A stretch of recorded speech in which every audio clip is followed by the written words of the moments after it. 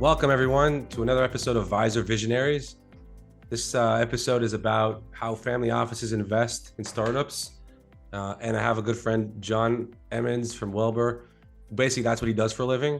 And so I'm super excited to kick this off, sort of a different type of webinar, which isn't really about market trends or stuff like that. It's more about tactical investment strategies for how to invest in startups and how family offices take that approach. So just like a little background. So just like I'm your host, I'm Litan. I'm the CEO and co-founder of Vyzer. Super excited to have this and kick it off with John. I'll hand it over to you, sort of give a quick intro about yourself, and then we'll dive in. Sweet. So just quick background on me. So I've been in the software and technology space since I left teaching back in 2006. So I've been a part of 10 different startups. I co-founded 2 of them. 5 of them I exited from or were exits in the term of exits where they were either acquired or went public. And the other 5 were expensive learning experiences. So that's the last, 17 years.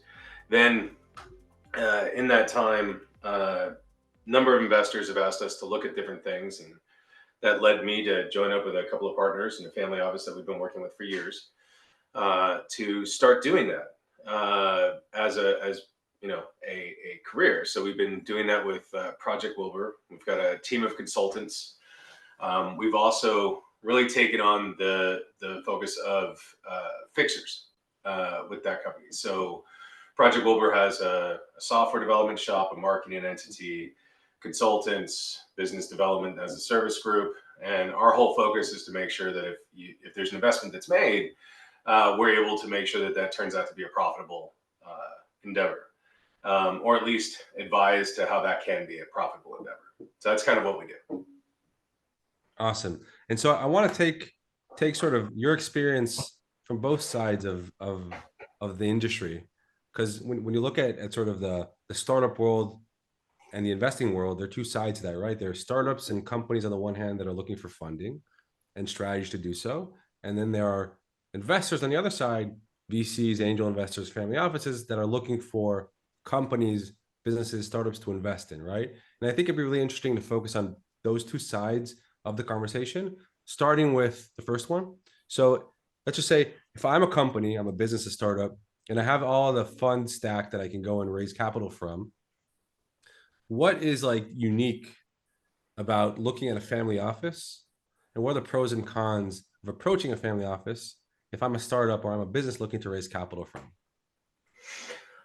It's a really good question. So, I mean, traditionally, family offices up until about 2 years ago, 3 years ago, they've been LPs. Sometimes angels, but mainly just LPs and other venture funds, angel groups, etc.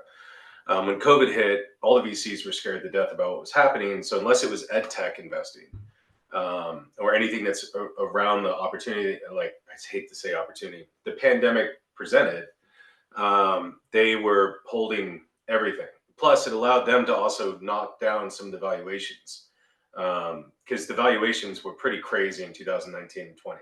They got ridiculous multiples, etc. So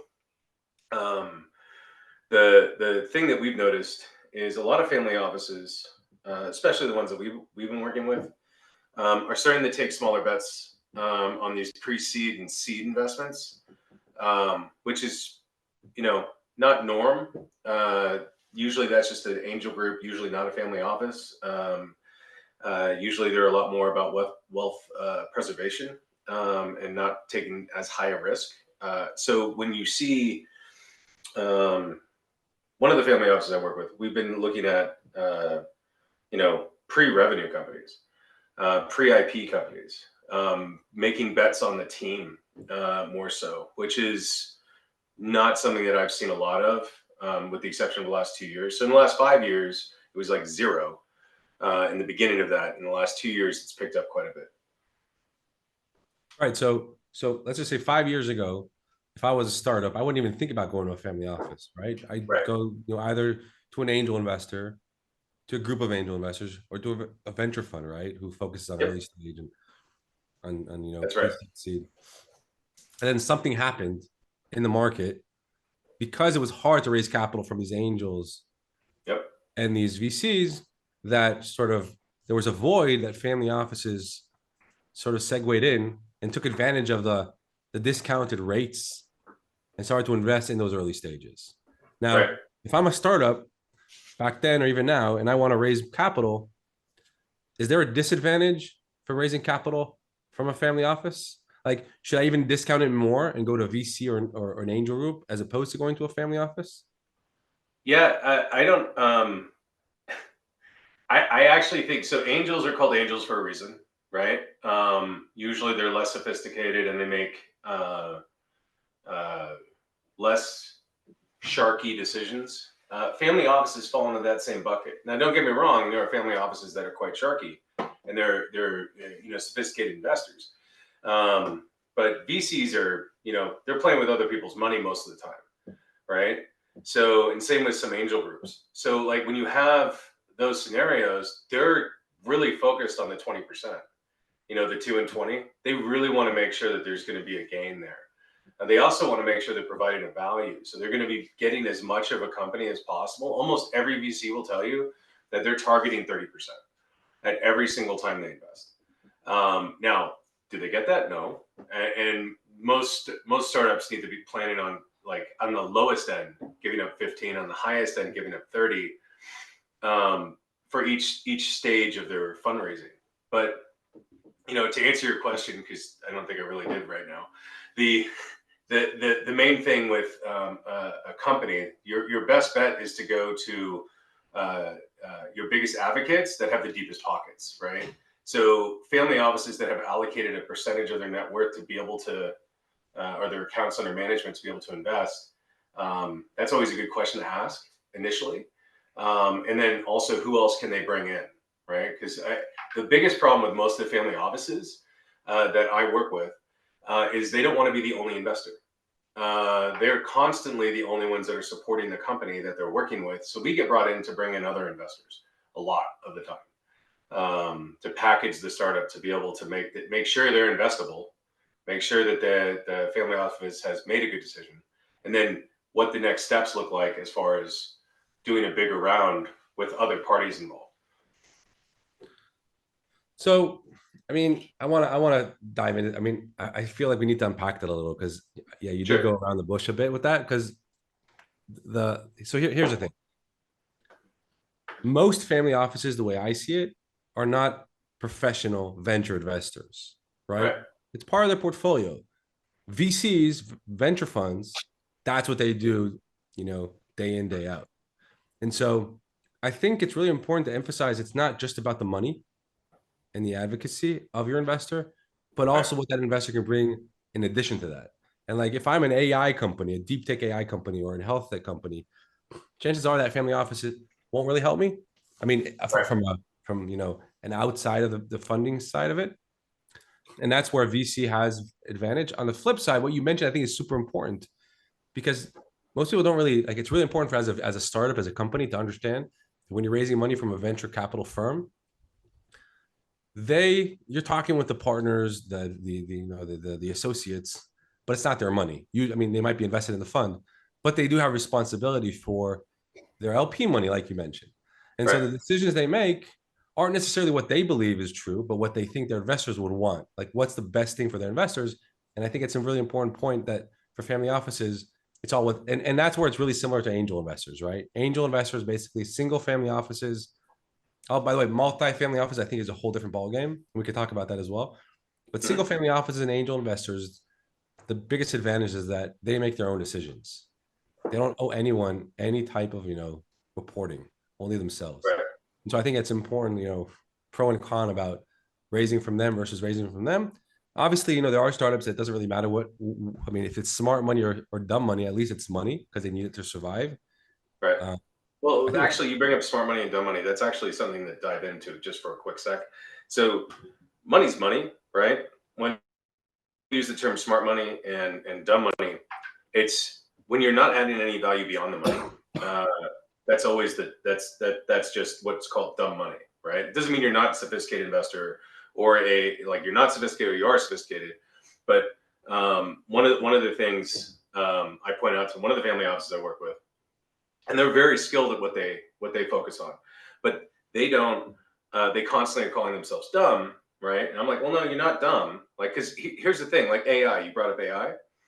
If if you're looking at a sophisticated investor in AI is like 3, 4, 5 years old, mainstream, right? So there's not a whole lot of experts in the space that can actually make good decisions and add a lot of value. Like we put together special purpose vehicles all the time. One of them right now is for an AI company.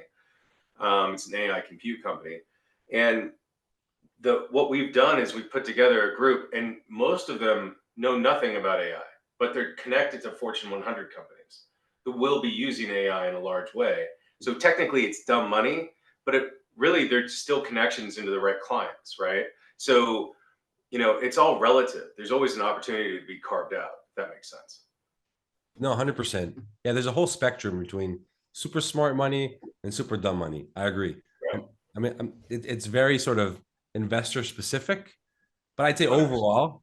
overall, usually angel investors and single family offices have less to contribute to a company from a professional standpoint than a professional investor VC. I'm just saying that's like if I take the extremes, right? They're always Sure. out. There might be more now than there were before because they've educated themselves. There are more people who advise them professionally, like you guys. Like there's a bunch of stuff that's happening in the field. But just an example, our last company, we had the option to raise money from 3 different people at the beginning, like pre-seed. This was like 12 years ago, a totally different era of VC fundraising. And we could take money from like a super smart partnership level investor and just some rich single family office who really liked my co-founder. All right. I had nothing to give other than that. And now I'm just saying, like, and the more, smarter money wanted lower valuation, like meaning more percentage of the company. And I don't want to say dumb. Dumb is not nice, but like the less smart money would be okay with a lower valuation, a higher valuation. We decided to Right. go with the smart money because we believe that was more important than the money itself. So I'm just Yep. saying it's something to take into account, right? When approaching these investors, see, like obviously if you have endless opportunities, you're going to want to take the most money, like the highest valuation, maybe, and the smartest that can give you value, right? So I think that it's just an important point to look at when you do approach.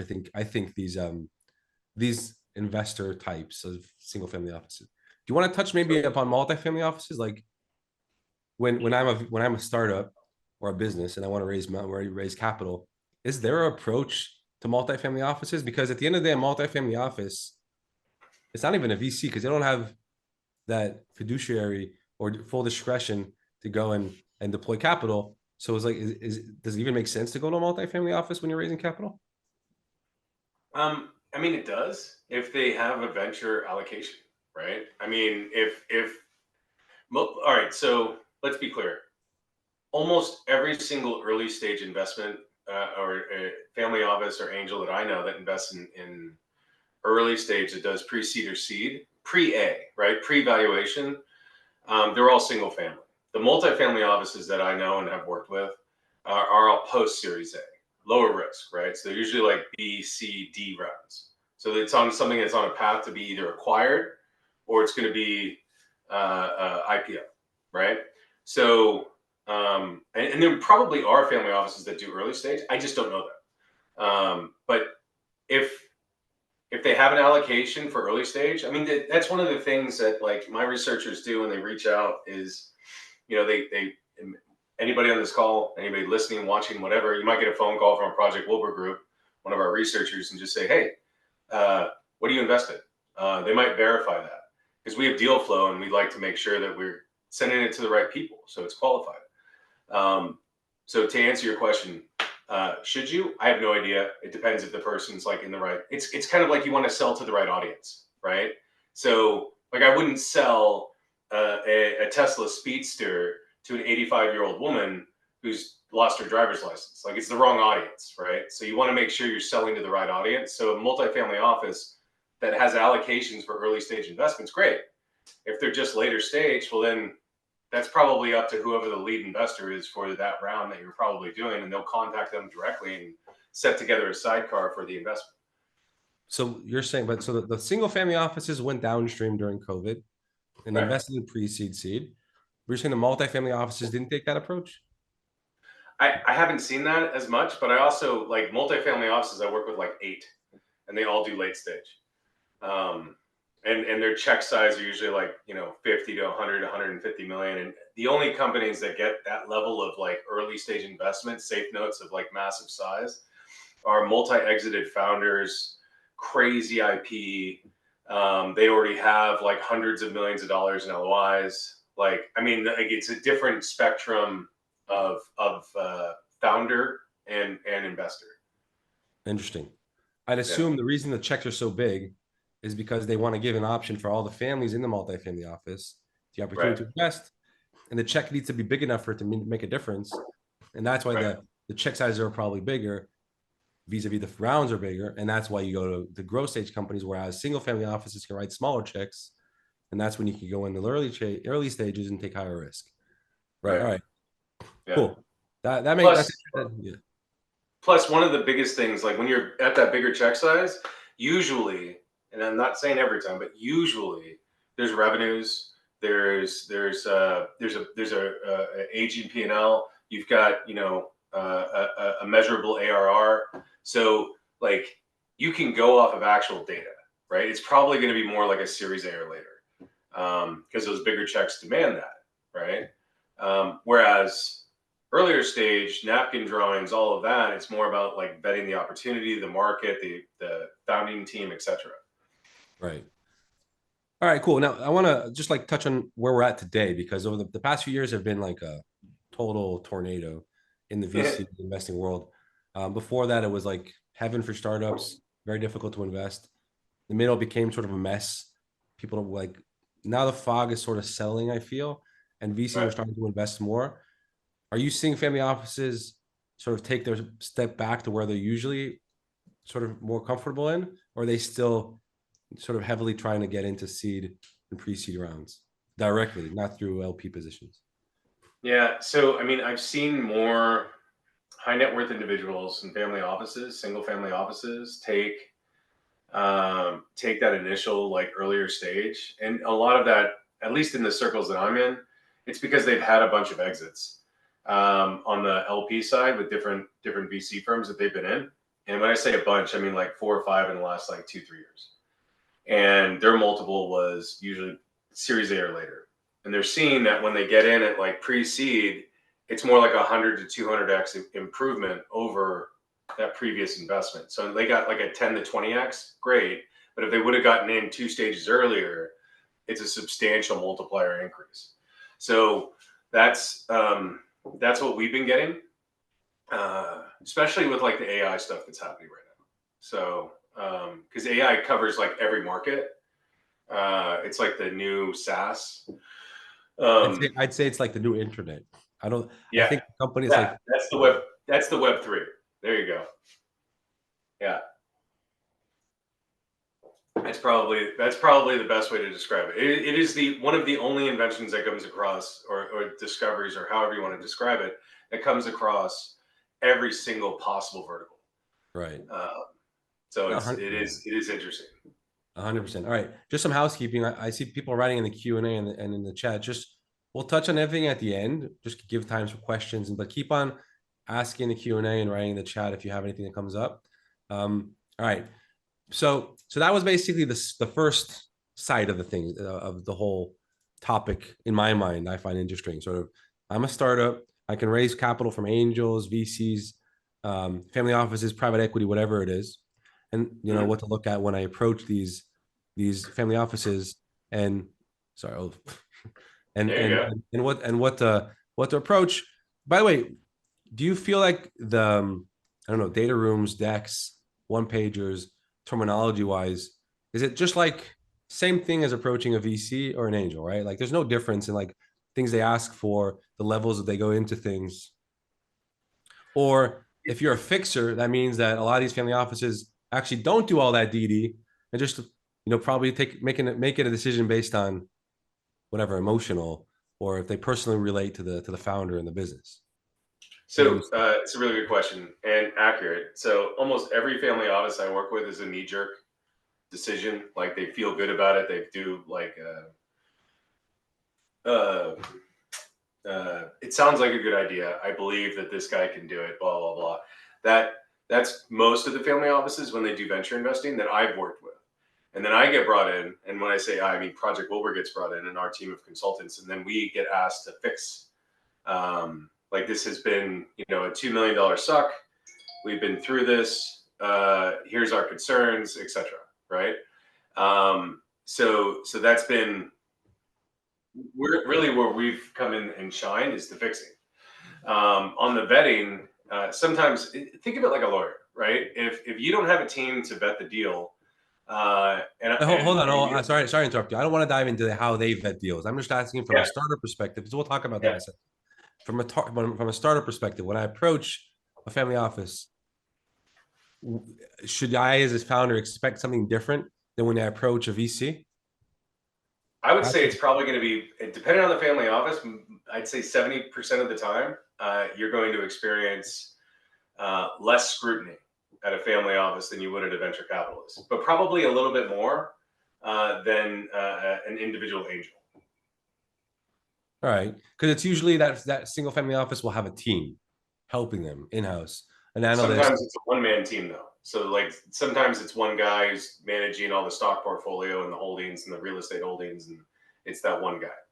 Right, but I've sat with family offices, and I'll sit in a meeting with the head of the family, one of the sons or the daughters, and then an analyst who's with them. So it is a meeting more than it is with a single angel investor. But you're saying usually the level of granularity they'll go into isn't as much as an investment team at a VC. Right. All right. Okay. So summing that up, all right. So basically you're saying that if I'm a startup, I want to raise capital from the options, and they do decide to go to a family office, I should expect meeting with smart people, but they're very sort of relationship driven, not emotional driven, but they're more looking at all right, the actual situation of the company, where it can be from a profitable standpoint, not really going and benchmarking like other VCs do. They don't have the investment committees where they go and sit down and talk for weeks. It'll usually be like a go no go from the get go, Right. and then but they don't tend to lead rounds. They'll probably follow on with other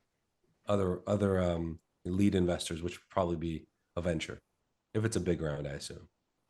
So sometimes a lot of family offices will look at like who did the last round of due diligence, and then they'll just do the typical thing that we all do when we look at investing, which is who are your last investors? What was the DD they did? Are they following on? Yes or no? No. Why not? Yes. Okay, great. What's the DD that they did, etc. And then you start looping out like the deeper dive, right? And I think you were accurate in what you said. Like there's a small group in comparison to most VCs have an analyst team, because there's a different level of accountability than like in a family office where they're managing their own money. So I would say you're accurate. And it's faster to a yes. The due diligence period with the family office, it tends to be faster. It's actually it's broken out like kind of weird, right? So family offices are usually like 2, maybe 3 weeks on DD. VCs are usually like 30 to 45 days. Angel groups are like 60 days because they have committees. They meet for lunch. They have coffee, like whatever. It takes longer. And then individual angels are usually like within that meeting or within the next 5 days. So, that's kind of like the breakdown. All right. Yeah. Let's move over to the other side. All right. So we have a lot of people on the call here that I assume are also, either being approached, they have friends, or they've heard of, or they can join around with a startup, investing in a startup, different phases, pre-IPO all the way down to, pre-seed. Walk us through the strategy a family office takes from their DD side of it. Like, what can we as individual angel investors learn from the way family offices, again, there's pros and cons of how a family office does that DD, but like, what can we learn from how they source deal flow, how they vet deal flow, and other processes? And I also want to hear, because this is a big part of what you do as a fixer, like what are the biggest mistakes they've made investing that then you have to come and fix it up for them. Like, so let's dive into that for a second. Sure. Which one do you want to hit first? The DD process, or do you want to jump into like the biggest Well, problems? let's start from, like make it more chronological. So like, how do they source deal flow? So sourcing deal flow, I mean, most family offices that I work with subscribe to PitchBook. I have PitchBook. There's read all the normal rags that are out there. So like I follow Y Combinator and all the different trending rags. All right, let's just give a word on what PitchBook is, because I'm not sure everyone knows what PitchBook is. You want to say it Sure, there? sure. So Morningstar is a group that does research, and then PitchBook is the venture research arm. So I don't know what they're trying. I think it's like 3,000 a year per seat or 4,000 or something. I don't remember. I think it's higher than Probably that. way off. Yeah, What's that? I think it's higher than that. Probably All right. 10. Sure. So it's 10 per seat, whatever. So we have a subscription to that. So we'll do research through that. And check out like what the last rounds are. Some family offices do that. Most multifamily offices that do venture do that. And it's to keep track of like who was in the last couple of rounds. Are they VCs that you like to follow, or other family offices and angel groups that you like to like invest with? So you can track them. For me, I'm following pretty much everything in the AI compute space. I'm really like a fan of picks and shovels, and most of the family offices that are like that as well. So we look at things that like the industry might be taking off, but what supports that industry and what is a mandatory requirement for that industry, right, to succeed. So like those are things that are interesting. So we track different segments that are growing at a double-digit CAGR a year, and then that allows us to like focus on. And when I say us, I mean the family offices that I work with, and then Project Wilbur when we like subscribe to Deal Flow, and then we also get submissions all the time personally, like to our own submission website, and then we speak at different events to get deal flow. And the other family offices usually like that I work with rely on some of our deal flow, but then they get their own because they've had past investments and people are following up on them because they've been in publications, etc. So there's that, and then also there's sidecar opportunities. So like there's a bunch of different angel groups out there. They'll reach out to people that have invested in the past, present an opportunity, and then most of the time, family offices don't want to do a 2 and 20 with that particular group, so they'll do their own SPV, and we'll facilitate that for them sometimes for a small fee. Definitely not a 2 and 20 structure, just a more effective one that's faster. So, All right. So just to emphasize, so pitch deck, I'd say is more PitchBook. pitch book, sorry, is more for, identifying good funds and opportunities they're invested in. I don't think Yep. you'll find startups on PitchBook. Yeah, so startups don't start using PitchBook until after Series A usually, Right. because it's Exactly. an expense, Right. right? And so on the startup side, like if you have a startup paying for PitchBook and they call you and they're like, "Hey, I'm raising a pre-seed and I want to set up a meeting. I found you on PitchBook." That dude doesn't probably need to raise money, and he's Right. probably reaching out for a whole different set of reasons. But like, the last two startups that I helped raise, and we were doing like in a much later rate, like we were Series B and C, we had a PitchBook subscription, and we were working with different investment bankers, and we were vetting everything the investment bankers were doing. So that's a whole different structure. Right. But all right, so if we're going back to sort of how they source deal flow, so they'll go on PitchBook to find, the good funds, maybe Series A plus companies, right? Then they'll Correct. sort of go to other angel groups maybe and be sort of on. There are a bunch of these angel groups out there. Like we have a list on Vyzer of like all these communities and angel groups as well. Mm-hmm. They obviously have people like you who are well connected to the industry and are connected with founders.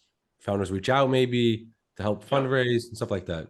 Um, yeah, I'd say probably networking is probably the best way to find under the radar startups before they start to go out fundraise. Totally. Because the best startups, once they're out there, they're gonna get money thrown at them from tier one VCs, getting really good valuations, getting a lot of value on top of the money. And so I think if you want to find like off market type deals, you're gonna have to, build a network, I'd say, Right. to get those types of deal flow, connect with founders and stuff like that. All right. So that's the deal flow side. All right. So then there are deals that come in, right? Either through you direct or whatever. What is the process those family offices take once they have a deal on the table? So like I mentioned, there's a couple of different ways, right? They'll do the I feel good about it, I'm just going to invest. Some of them will do an internal research. We'll go Hold on. But they haven't even met the founder yet, right? So they see a deal, right? Are they going to go, get on a Zoom call with the founder, or will they go over and do their initial research even before talking to the founder and say, like, because most of the times, you go to a VC's website, you'll see the portfolio companies, you'll see what type of deals they're interested in. And then obviously they won't look at deals that aren't in um, their expertise. Family offices don't have that. So I'm assuming they get deal flow that, is across the board. Are there just things they say no to off the bat? well, yeah, I mean, there's like most of the time people want to, like family offices, angels, etc., want to invest in things that they have no idea about. You invest in what you know. Now that being said, there's exceptions, right? If it's a hot wave, like I have a, I have a friend, I'll say, that focused when crypto and NFTs took off. They just didn't want to miss the wave, so they threw a few million at that, and they lost all of that. But that's, you live and you learn, right? So that's, now he sticks with only stuff that he knows. But my point in this is like, when a family office or an angel group or a high net worth individual or an angel group, they're looking at different opportunities. They're going to focus on what they know, or whatever their team knows. So that's pretty much a go-to. And then when they look at things that they don't know, they're going to ask expertise from either their network, or they're going to hire someone like us. Right, because there's always a shiny object syndrome, like the crypto you mentioned.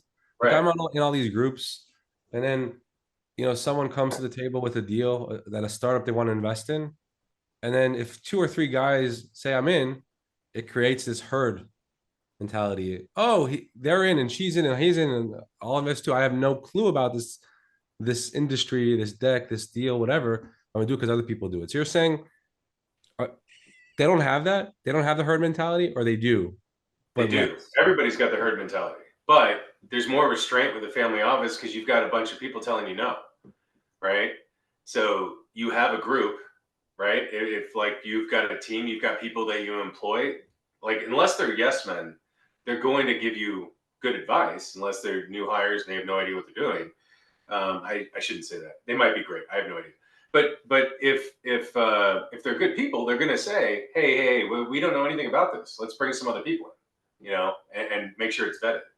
So that's the major difference between an angel and a family office, because usually it's not just the family, right? There's usually other humans that are there to make sure that there's a vetted decision at some level, or they bring someone in like us. Have you seen that they always, or for what you've seen, that investing in an industry I know nothing about, but with founders that are extremely impressive is something Sure. that doesn't work for family offices? Yeah, I mean, you're asking, have I seen that? Yes. Have I seen it often? No. But yeah, I've seen like, look, if you came in with a multi-exited founder and they're like, hey, I'm tackling AI, I might not have experience in it, but I provided returns at like 4 out of 5 times for the last 5 startups that I've done. So I know how to get the right people in the room. That guy's worth taking a meeting with, right? Not saying that, he's going to succeed, but like, you know, that is definitely a path. I mean, do you know the story with Square and Jack Dorsey? No. So Jack Dorsey's Twitter, obviously, right?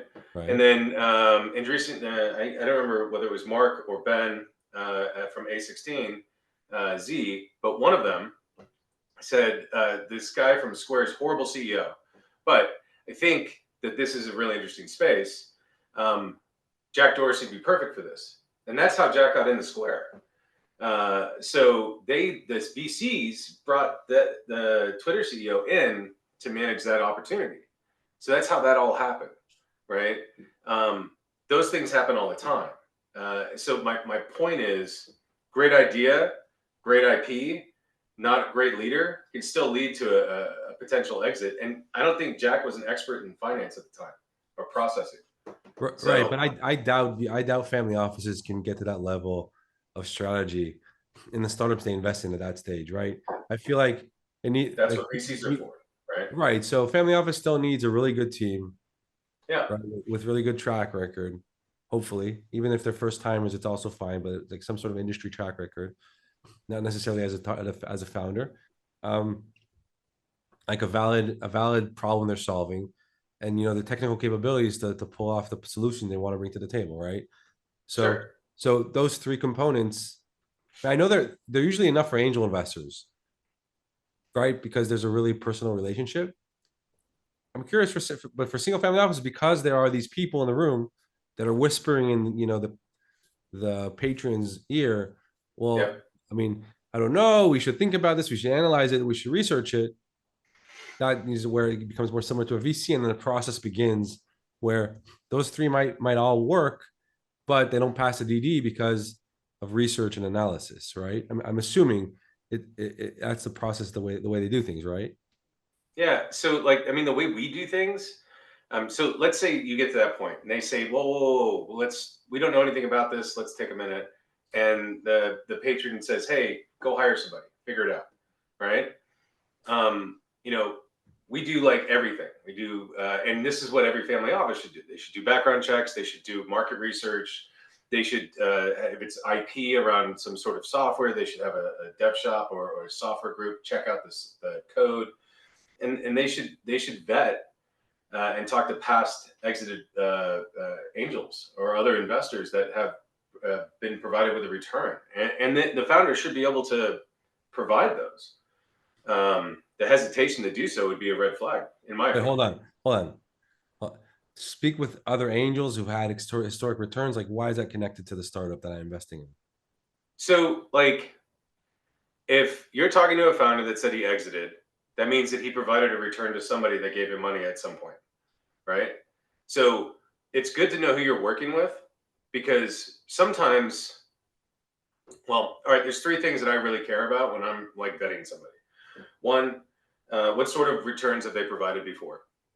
So is it a 1.5x after 8 years, right? Or is it 10x after 8 years, right? Like, these are important questions. And then why did that happen? Should it have been 100x? Whatever, right? Two, what was the level of communication that you received, right? Were you updated quarterly? Were you updated weekly? Were you updated annually? Did you get your K1 appropriately? Like, just normal bookkeeping practices, right? That stuff really matters, right? And then also, when the founder got into trouble, did they ask for help, right? Was there transparency? Because look, every family office that has money, whether self-made, inherited, merged with another family office, whatever the reason why they have the money, they've been through some stuff. They have some knowledge. They have expertise. They have something they can add to the table. If that founder is not asking for support, help, providing transparency when they hit a wall, like, I want to know, because so many times, most of the time we come in and have to fix something, it's because the founder has stopped talking to the investors. Like, the transparency is not there anymore, and now there's this weird wall, and they're not talking to anyone. Like, it's a constant problem. Right, but how do you know that if you're investing in a first time founder? That's why you talk to the first time founder. Okay, so I was talking about previous exits, and Right. I I understand. my bad. So, first time founder.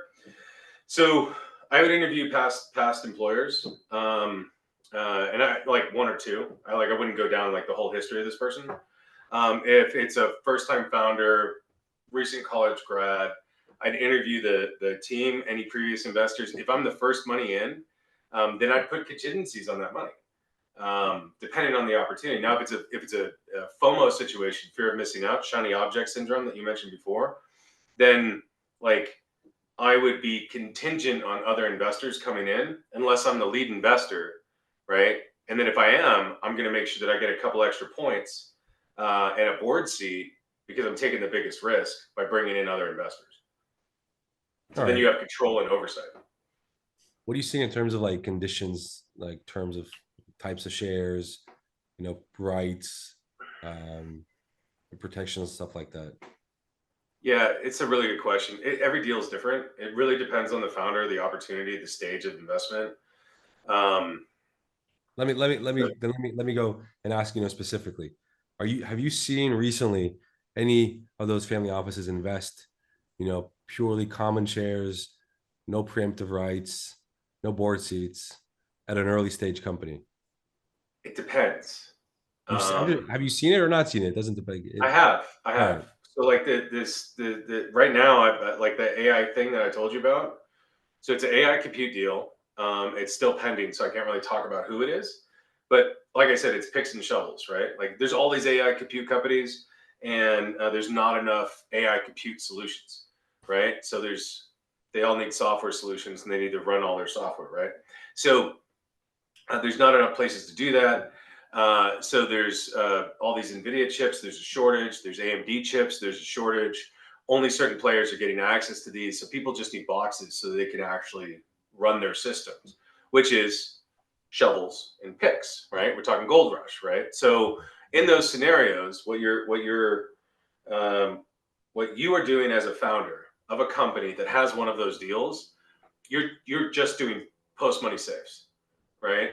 There's no shares, there's no price round. You're just getting as much money in as you possibly can, because everybody's $1 billion valuation right now. So after they get to a certain point, and that's like what's happening. So there's diligence that takes place, right?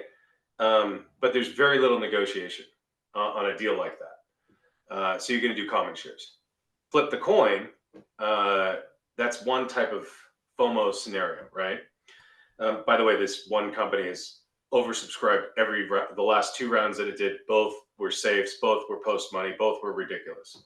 Okay. Oversubscribed to the tune of like Right, but 200%. that's not the majority of deals, right? No, no. So I'm going to go to the majority of deals. All right. So e-commerce solution has revenue growing at a good clip. Preferred shares, first right on the debt. So they have the ability to claw back their money. I mean, we've negotiated a bunch of deals like that and board seats. So once a convertible note converts and the clawback is passed, then there's 2 or 3 board seats. So they outvote the founding team. Like those are the sort of deals that we negotiate. So that there's a level of oversight and That's control. aggressive, but that's like super aggressive. Like, what's the It middle? is. Like, there's one. All right, Yeah. you just gave 2 examples, extreme examples. One's like a safe that's like, the best terms for founders as possible, and the other's like a founder's nightmare. Like, what's what's the middle? Well, so the middle, I would say something that's like, it's common shares. Maybe there's a board observer position. Um, Agree to quarterly updates, and standard convertible note or a safe doc. Still post money because nobody really does pre money anymore. Um, and that would be the structure. Probably something of that nature. Still common shares though. Still, but Sometimes still, preferred, but yeah, but still common shares. All right. yeah, I think that I mean, all right. I think that could be fair. It's always deal by deal basis, obviously, but 100%.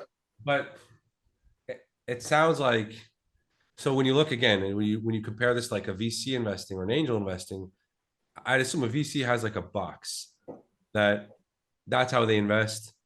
That's the best way for them to protect their LPs. Right. And there's not a lot of wiggle room inside or around that box.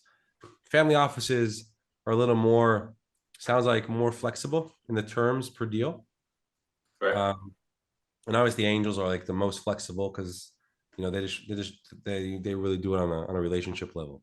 All right, cool. Now in terms of like sorry, in terms of bad things going sideways, can you give like an example or two about just like how we as angel investors can learn from problems that family offices made, and we cannot make those mistakes, investing in these private companies that are obviously high risk, and there's Yep. always probably the highest risk possible. But again, like how can we not go through those same issues? So, number one, every deal that I get involved in and asked to help negotiate or whatever, I always put in like quarterly updates, monthly or quarterly updates. Like you have to have that in there. And the reason for that is I've seen too many times where the investor or the not the investor, the founder goes dark, and you're like, what's going on? And that's probably the number one problem that I've seen. Um, the other piece, I really like having a board observer position, so then you know what's going on. Everything has to be transparent, and that there's usually quarterly meetings, so 4 times a year you do that. And then the what was the other part of your question? Just like things that you saw go sideways, and how people can identify those in advance and not go down that path. Yeah, I'll give you an example of like the worst story. So I was at a startup, one of the startups I was at. One of the investors, venture capitalists, another family office was in there, and there was a board meeting, and one of the board members punched the other board member in the face, which led to a ripping apart of the equity, cutting that guy out of the company. But he had personally invested some of his money, so we had to create a non-voting LLC entity that he went into in order to not sue him, so that the company could survive. That was probably one of the messiest. So that was kind of fun. We had a founder, a First of all, co-founding team. that's a crazy story. I Yeah, mean, you can't really prepare for that type of stuff and invest no, better, but it is a crazy. Like I can only imagine that fist fight in yeah, the board meeting. That's insane. it was nuts. We also had a co-founder pass away, and then the spouse sued the founding team. So we had to figure out how to buy her out. And then when we went or buy them out, and then when that happened, it led to argument on valuation because we were still pre-revenue. So it was a buy down, not a buyout. And then the investor came in and consumed a chunk of those shares. We've been through pretty much everything or seen pretty much everything. We had one founder. We had to carve out, which led to a whole new set of clauses and operating agreements that we require now, where it was a bad actor scenario. There was a felony that took place, there was a drug issue. When that took place, we were like, okay, so there's a bad actor clause already in there, but it wasn't too detailed and it was very general. So we were able to use it, but we made it way more specific based on actual level of crime, felony, Wait, misdemeanor, etc. so do you ask founders now to do a drug test before investing in them? So it was a drug deal. I don't think he was using it. A drug So deal? yeah, yeah. All right, yeah, Which, that's crazy. yeah, but like, dude, there's all sorts of different train wrecks on how these things can go sideways, and a lot of these are personal, like decisions that founders made, or uncontrollable scenarios where either somebody disappeared or co-founder dies, etc. But planning for those things is something that you just can't do, right? Unless you have someone that's been through it, and then you've got now a page of here's all the crap that you got to watch out for, or all the different possible variables you have to watch out for. And when you have those, you're a little bit safer at night when you're sleeping. Right. All right. So we have 9 minutes left here to the end of it. I have a lot of more questions, but let's see what we have here in terms of like Q&A. All right. So there's a question here from like basically the beginning of it. So you would differentiate the VC approach between multifamily and single family offices, right? So yeah, I think we said we would. Well, VC is probably closer to multi than it is to singles, right? Would you say there's a difference between the sectors family offices invest in versus VC funds? For instance, family office would be more reluctant to invest in deep tech. That's a great question. Like, do you see family offices less or more keen to invest in industries or, in sectors that VCs would prefer or not prefer to invest in, or is it across the board? I mean, the family offices I work with do venture, but they also do cash flow to businesses, where it's more PE. So I would say, like for them, I mean, they obviously do real estate too. So like I would say those are the main three buckets. On the venture side, deep tech is one of the main focuses. Um, Well, it depends. uh, Well, it depends on the fund. well, yeah, I mean, it totally depends. But like, I mean, the group that I work with, they have uh, access to different capital groups that focus on tech, and they've had some exits in the space. So, and that's three of the main guys that I work with. So I Okay. would say it's dependent on the groups that you're working with. But again, like it goes to whether you either know the space or you've hired someone that knows the space, or you've got friends in that network that know the space that vet the deal. Right. Um, okay. So I don't really understand this question. I think the person who wrote it isn't here anymore. But for multifamily offices, you may face a liquidity issue. How do you deal with capital calls?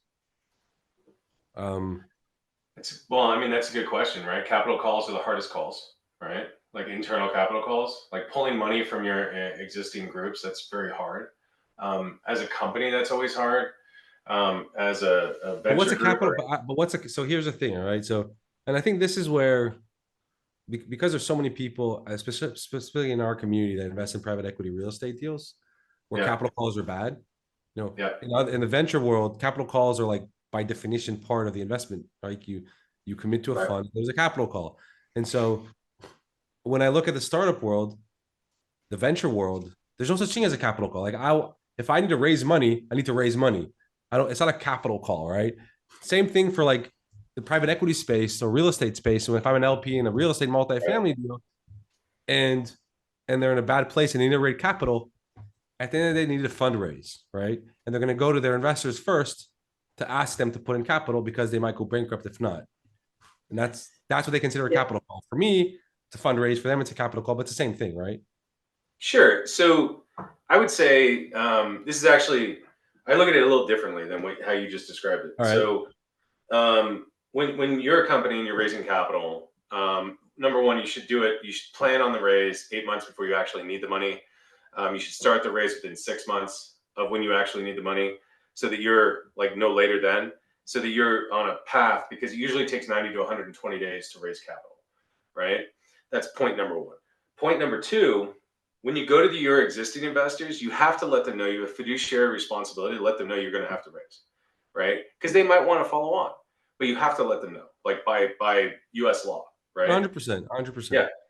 But that being said, like I said in the beginning of this conversation, one of the biggest problems that most family offices have is they're the sole funder, right? Or they're like, they believed in this thing, they've been funding it for 2 years, and now they're like, they've got investor fatigue, right?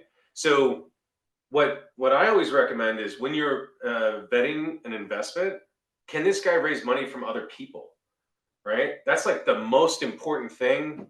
Besides, like, are they a past criminal and blah blah, all the good stuff, right? But it's in the top five things that are most important, right? Because if you're going to be constantly funding this person and you're going to have to go fundraise for them, like that's not a good investment, no matter how Right. smart this person is. I 100% agree. But I think this the job of the CEO, my job, unfortunately, is capital raising for the company, right? That's my job.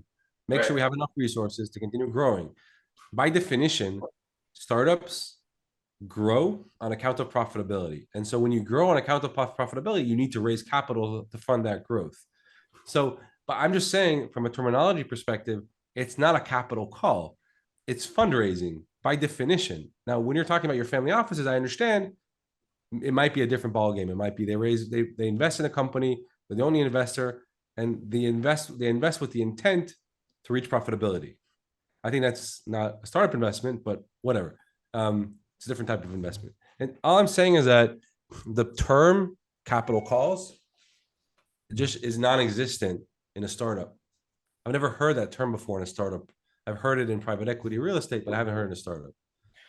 So when you in startups, they it's fundraising outside, internal it's capital call, right?